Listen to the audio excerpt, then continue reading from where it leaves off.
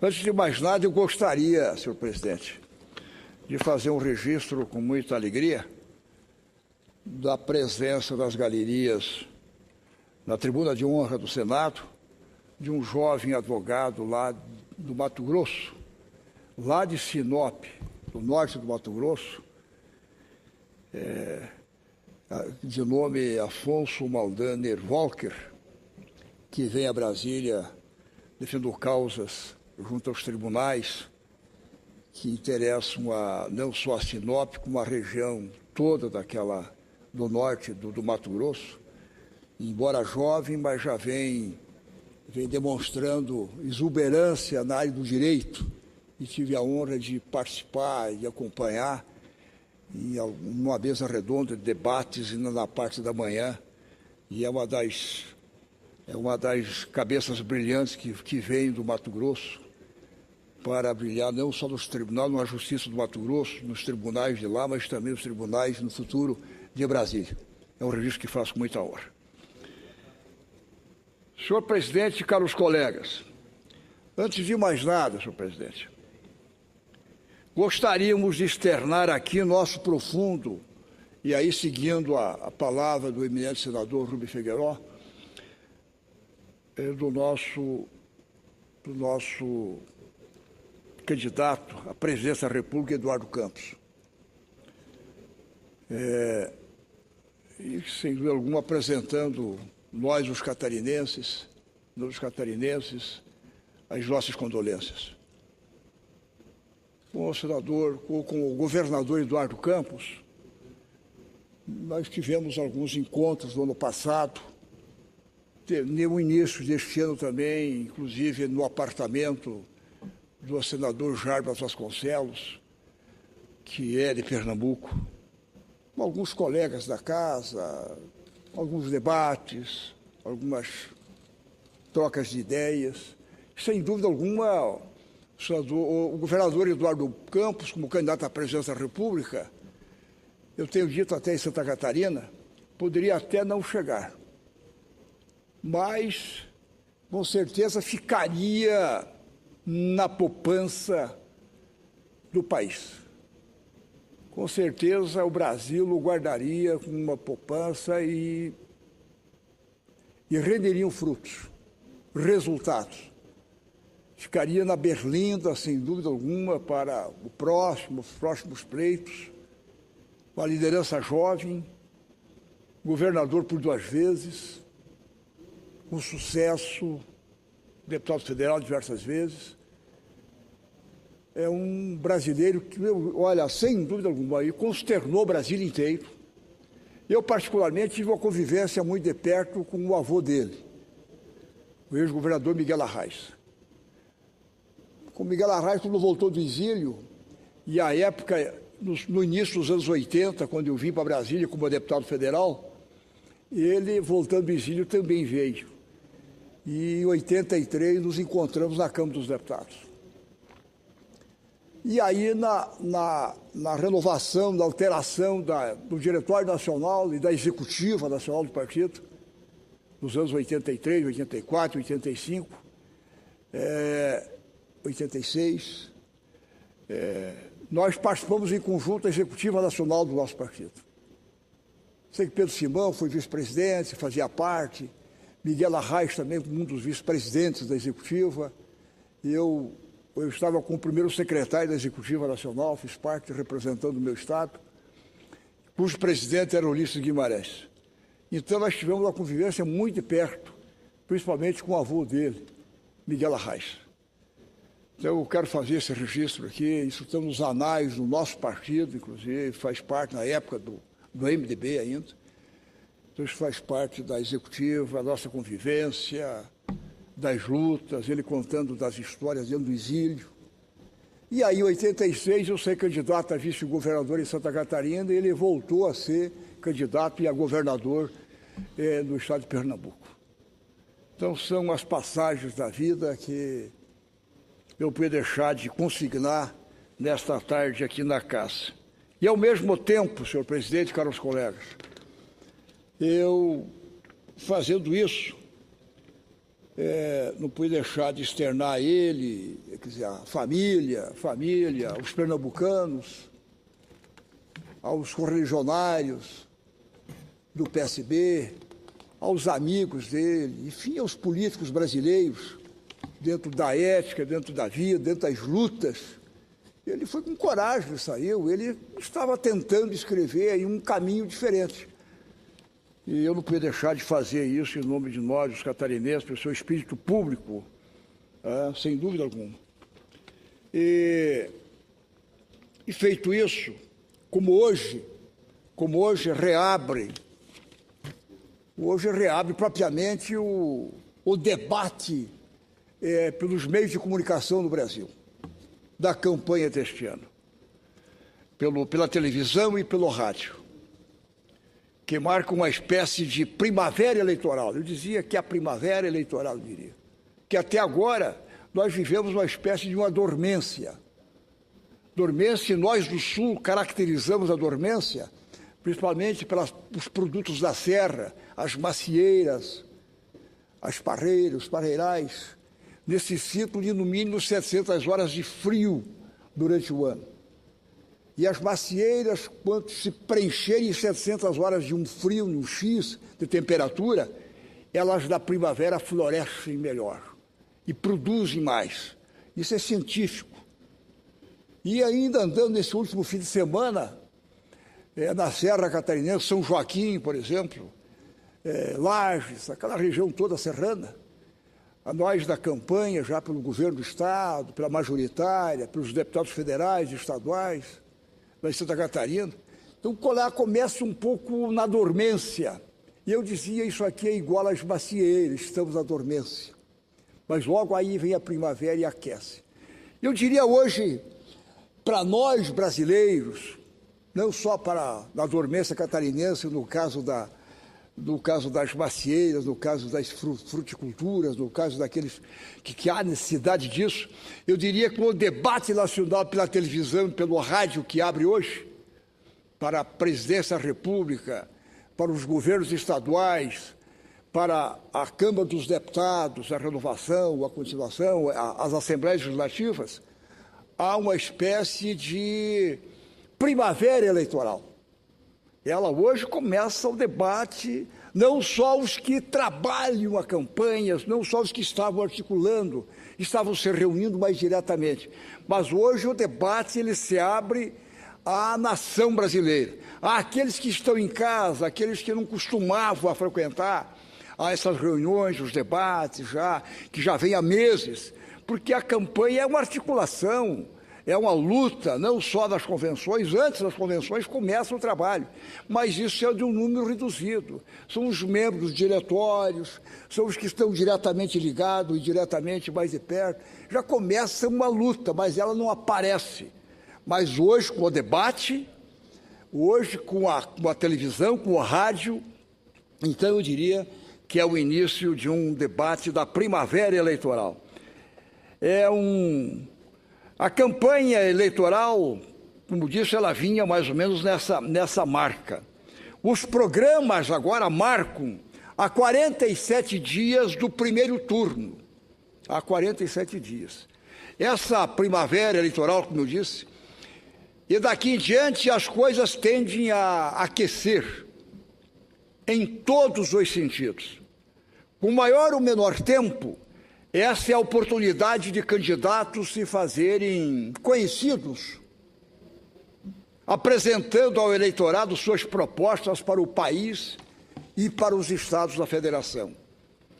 Para o eleitor, apresenta-se uma árdua tarefa, excetuando-se as disputas para os cargos majoritários, onde a concorrência é menor, nas escolhas para o legislativo, em nível federal e estadual, é um verdadeiro desafio a separar o joio do trigo e fazer as escolhas mais adequadas. São, ao todo, mais de 7 mil candidatos a deputado federal, mais de 7 mil para 513 vagas.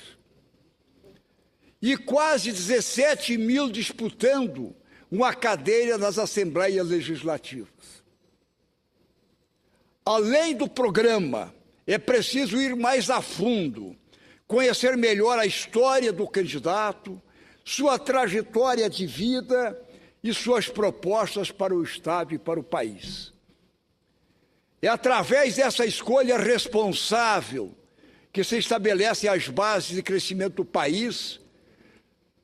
Por mais estigmatizado que esteja o processo, por mais que a imagem dos políticos esteja desgastada, o valor máximo da democracia não pode se esvanecer. É somente no processo democrático que se conquistam avanços para toda a sociedade. A responsabilidade, contudo, caro presidente e nobres colegas, não fica restrita aos eleitores. Nossos candidatos devem agir com toda a responsabilidade e lisura que a função pública exige. Retidão, aqui, não é um diferencial, apenas um imperativo, requisito fundamental ao qual devem se somar capacitação, compromisso e propostas de qualidade.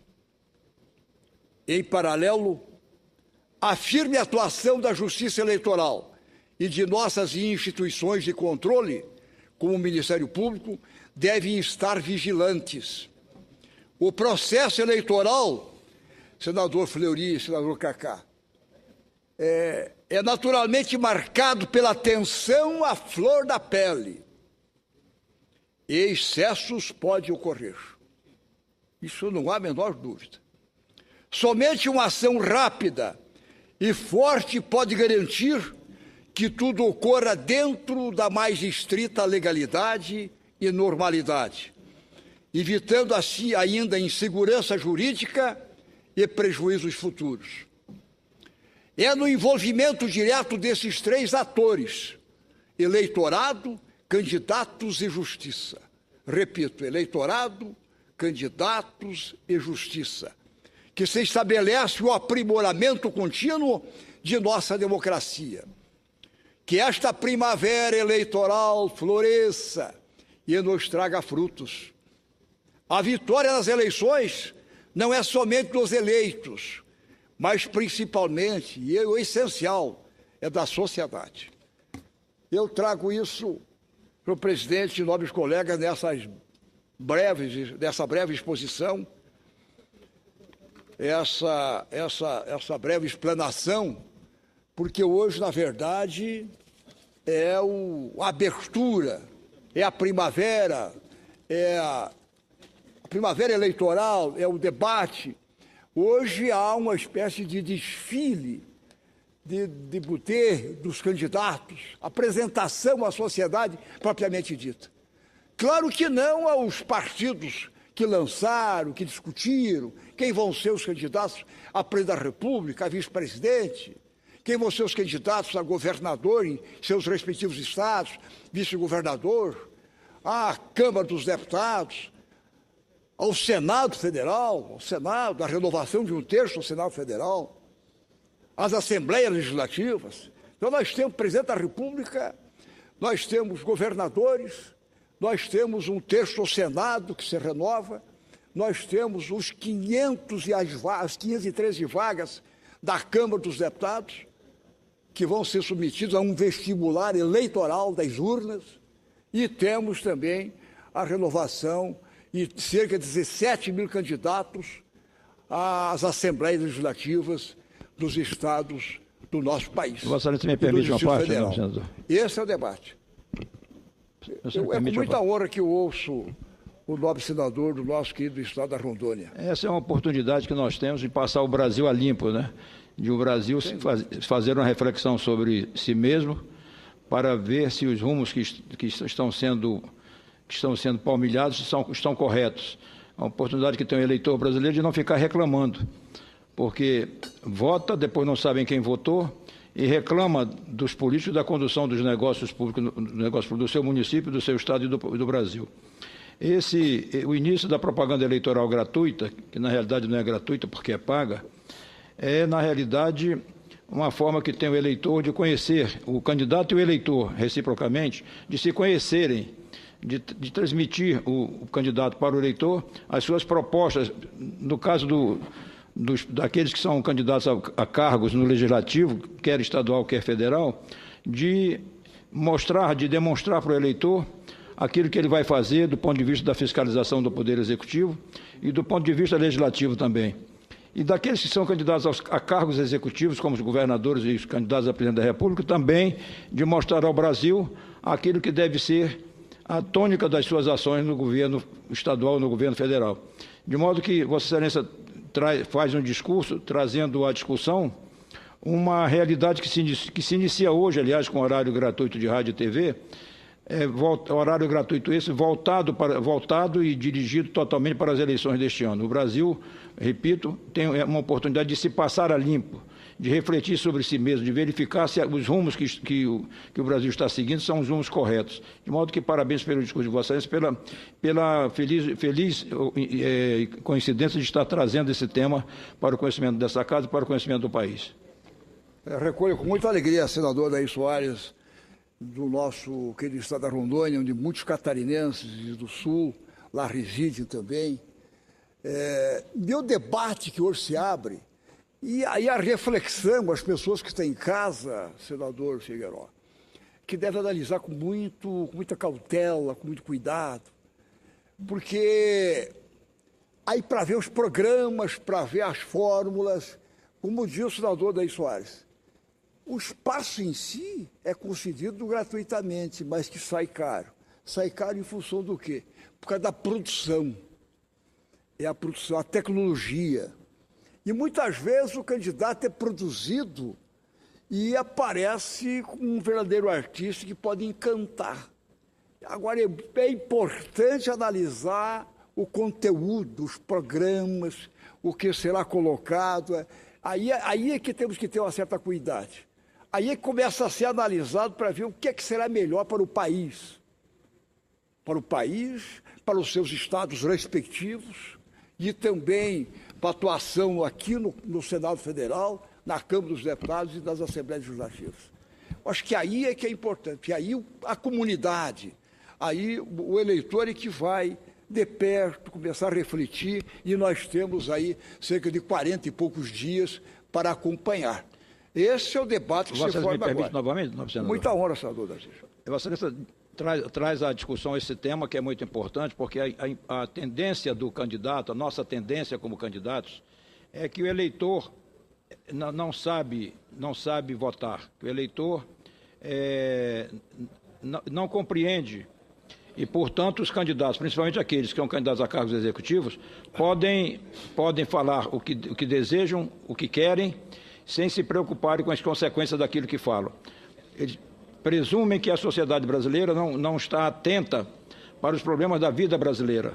Presumem que a sociedade brasileira não está atenta para a inflação, para o desemprego, para a má qualidade da educação, para a má qualidade da saúde, para a má qualidade das estradas e assim sucessivamente. Então, às vezes ocorre que os candidatos a cargos executivos procuram colocar-se como se fossem prestidigitadores, imaginando que o eleitor, aquele que vai depositar o seu voto nas eleições, no dia das eleições, não está preocupado com a realidade do Brasil, a realidade do seu estado, a realidade do seu município. De modo que Vossa Excelência abordou agora, nessa parte, na qual me concedeu essa parte, exatamente esse aspecto da responsabilidade que tem o candidato em tornar claras as suas propostas, em tornar transparentes as suas propostas, e o eleitor também de ser capaz de identificar, dentre as propostas apresentadas, aquelas que melhor refletem aquele momento da vida do seu país ou da vida do seu Estado, votando naqueles que não apenas fazem discursos bonitos, mas naqueles que têm realmente condições de realizar as tarefas básicas da sua sociedade. Muito obrigado. Recolho novamente uma parte de Vossa Excelência. E vou concluindo. E eu quero agradecer a Vossa Excelência porque como comunicação inadiável não caberia a partes, mas Vossa Excelência foi benevolente e eu acho que isso facilita para que o Brasil possa acompanhar. Mas, concluindo, eu quero dizer que, na verdade, os debates, na verdade, as propostas para os próximos pleitos, quem sabe até um debate ao vivo, sem preparar, sem ter muitos arranjos, sem muitos arremedos, que o candidato apareça assim para debater a vida nacional ao vivo. Aí será diferente, sem ter aquela tecnologia sofisticada para embalar muitas vezes o eleitor menos avisado. Quem sabe essas propostas, outras alternâncias, outras alternativas para o Brasil, esse debate vai valer agora. Este é o momento para o Brasil cuidarmos o que defende os candidatos à presidência da República, os governadores dos seus estados. Então, hoje é o debut, é a abertura, é a apresentação para o Brasil inteiro com essa primavera eleitoral que começa, que se inicia. Então, eu quero agradecer mais uma vez aos colegas, claro, com aquilo que fiz no início, nas condolências em função de um grande candidato que está trazendo um grande debate à vida nacional, que é Eduardo Campos, né? E agora, então, com os debates que vão se abrir, que vão começar, como eu disse, nessa primavera eleitoral para o Brasil inteiro. Muito obrigado, senhor presidente e caros colegas.